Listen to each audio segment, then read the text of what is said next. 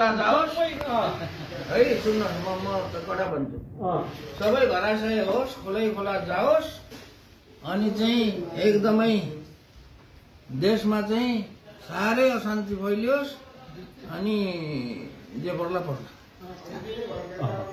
अब यो कुरा मैले यहाँ पनि ल्याएको छु। मेन कुरा तपाईले ब्याङ्कको कुरा गर्नु तपाईहरु व्यवसाय हो नि त। व्यवसाय अच्छा व्यवसायको पनि गल्ती छ, ब्याङ्कको पनि गल्ती छ, सरकारको पनि गल्ती छ। म तिनटैको गल्ती भन्छु है। सरकारले गर्ने भनेको आर्थिक विकास गर्ने भनेको यो भन्दाखेरि देशको प्रतिभाहरूलाई देशमा राख्ने वातावरण बनाउने पहिलो कदम हो त्यो त। सबैभन्दा पहिलो कदम त्यो गर्नु पर्यो हाम्रो। जबसम्म देश त्यही हो जबसम्म सुन्नुहोस् म भन्छु, जबसम्म देशमा प्रतिभा भएका मानिसहरू देशमा राख्नको लागि कदम कुनै सरकारले कदम चाल्दैन भने प्रतिभाहरूको पलायन हुन्छ।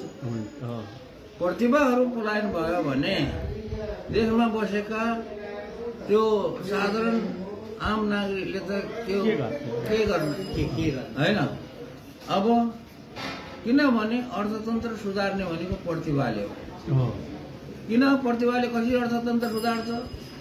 प्रतिभाले कुनै चिजको विकास गर्छ, कुनै चिजको विकास गर्छ अनि त्यो विकास गरेर त्यसलाई चाहिँ व्यवसायीकरण गर्छ, त्यसलाई चाहिँ कमर्सियलाइजेसन गर्छ। अनि त्यसो गर्दाखेरि के हुन्छ?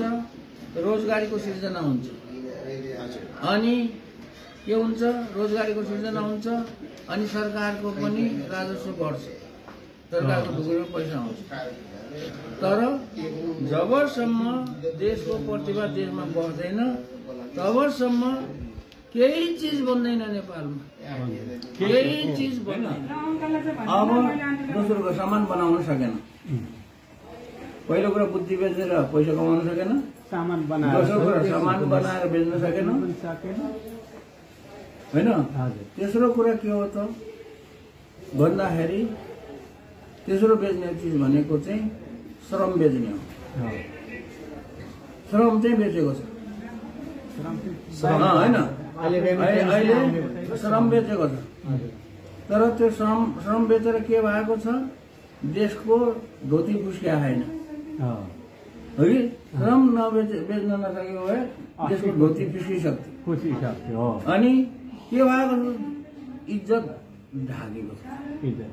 कसरी ढाकेको छ भन्दाखेरि विदेशबाट पैसा आएको छ अरबौं होइन, वार्षिक 15-16 अरब कति खरब होइन 15-16 खरब चाहिँ पैसा आएको छ। त्यो पैसाले यहाँको जनता भोकै भएको छैन, भोका नाङ्गा भएको छैन, भोकमरी भएको छैन, त्यति सिर्फ न। तर फाइदा कसलाई भएको छ?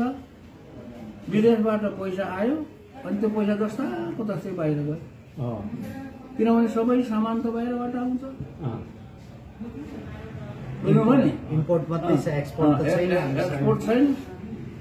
गर्दाखेरि त्यो श्रम पनि बेचेको पनि इज्जत मात्रै ढाक्यो तर देशको अर्थतन्त्र सुध्रेन।